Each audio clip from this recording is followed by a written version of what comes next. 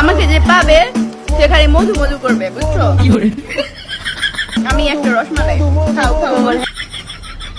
কি বলবো বুঝতে পারতেছি না, এই ফিতাটা শুধু খুইলা যায়। আমি শুধু ডিসপ্লেতে শো করি না, কিছু সাইকো বন্ধু বান্ধব আমগো আছে।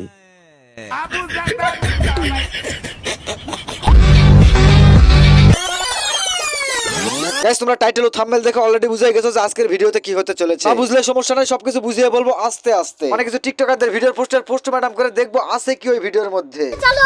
প্রথমত আপার জামার ফিতা খুলে দেওয়ার গল্পটা আগে শুনবো।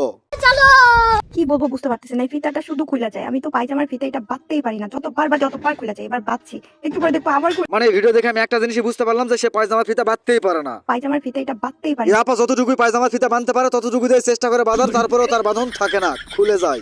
খুলে যায়। খুলে যাওয়ার পরে যদি ভিডিও করে আপলোড করতে তাহলে পাবলিক অনুবেক্ষণ যন্ত্রদের পরীক্ষা নিরীক্ষা করে বিশ্বাস করতে যে আসলেই খুলে যায়। খুলে যায়।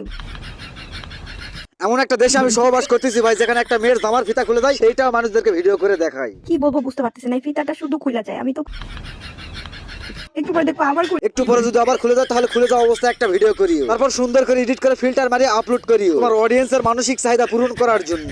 খুলে যায়। যে জিনিসটা বারবার খুলে যায় সেই জিনিসটা পরে থাকার কি দরকার ভাই? খুলেছে ঘুরে বেড়ালেই তো হয়।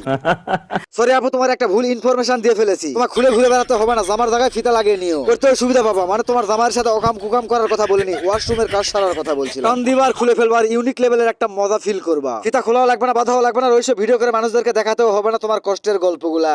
খুলে যায়। হ্যাঁ আপা, আমি বুঝতে পারছি যে তোমার জামার ফিতা খালি খুলে দেয়, বাট বিশ্বাস করো আপা, বিশ্বাস করো তোমার এই সমস্ত দুঃখের কথাগুলো কেউ বুঝবে না, শুধু আমি বুঝতে পারছি, তোমার এই দুঃখের কথাগুলো। তো তুমি কারো কথায় কান না দিয়ে শুধু আমার কথা শোনো। জামার ফিতা খুলে ফেলে দিয়ে সেখানে তুমি রাবাট লাগিয়ে নিও। আচ্ছা ঠিক আছে গাইস, ভিডিওটা শুধুমাত্র বিনোদনের জন্য, জাস্ট ফর এন্টারটেইনমেন্ট, সো কেউ সিরিয়াসলি নেবেন না। So welcome back to new video, it's me MD মুন্নার। তোমাদের মানসিক চাহিদা পূরণ করার জন্য ভিডিও বানাই উড়াজরা। সো কেমন আছো তোমরা? ওই মুন্না ভিডিওতে এন্ট্রো দিয়ে সামনের দিকে আগা।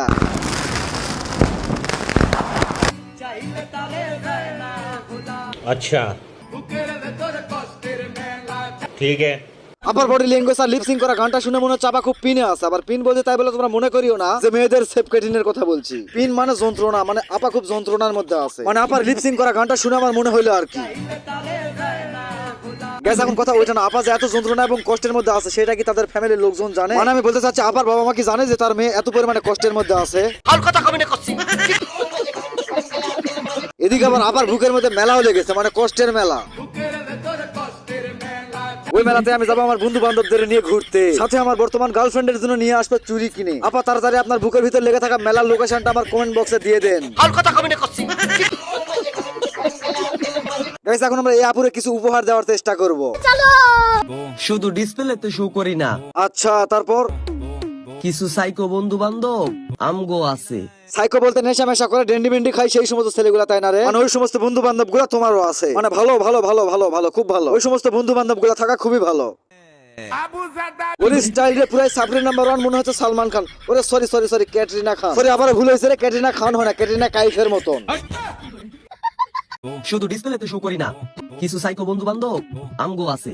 মানে ওই সমস্ত বন্ধু বান্ধব তোমাদেরকে সার্ভিস দেয় গোপনে, সেই জন্য মনে হয় তাদেরকে আনা যাবে না কোনোভাবেই ডিসপ্লেতে। সেই জন্য তো আগেকার ময় মুরব্বীরা বলে মেয়েদেরকে কোনোভাবে অত শিক্ষিত করা যাবে না রে, মেয়ে বড় হয়ে গেছে তাড়াতাড়ি বিয়া দিয়ে দে। বেশি শিক্ষিত করলে তার জামাইরে এসে বেঁচে খাবে, সেইটার জলজান্ত প্রমাণ এই যে এই মেয়ে। কিছু সাইকো বন্ধু বান্ধব আমগো আছে। समझ गया। গ্যাস, এখন আমি এই মজাপুরে করি, সবাই তো করতেছে, আমি করলে কি ক্ষতি? করার কথা বলছি তাই বলে তোমরা আবার কেউ খারাপ কিছু মিন কইরো না। মানে সবাই তো আপুরে নিয়ে করতেছে, আমি একটু করি, মানে ভিডিও।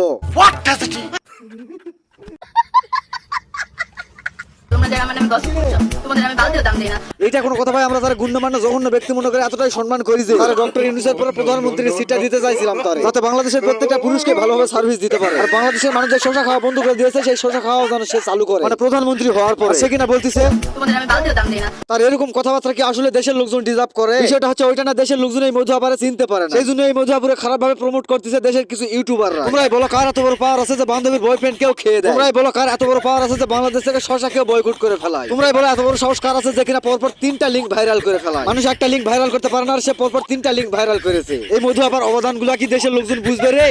তোমাদের আমি বালতিও দাম দিই না। রিধি আপু, তুমি তোমার মুখের ভাষা ঠিক করা লিংক তৈরির কাজে ব্যস্ত থাকো। রিধি আপু, তুমি রেগুলার লিংক ভিডিও দাও আমাদেরকে, ইনশাআল্লাহ আগামীতে প্রধানমন্ত্রী বানাবো তোমাকে। তবে এখানে লাস্ট একটা কথাই বলবো, তুমি তোমার মুখের ভাষা ঠিক করে নিও। গাইস আজকের ভিডিওটা এই পর্যন্ত। ভিডিওটা ভালো লাগলে অবশ্যই লাইক কমেন্ট শেয়ার এন্ড চ্যানেলটা সাবস্ক্রাইব করে দিও। अच्छा ठीक है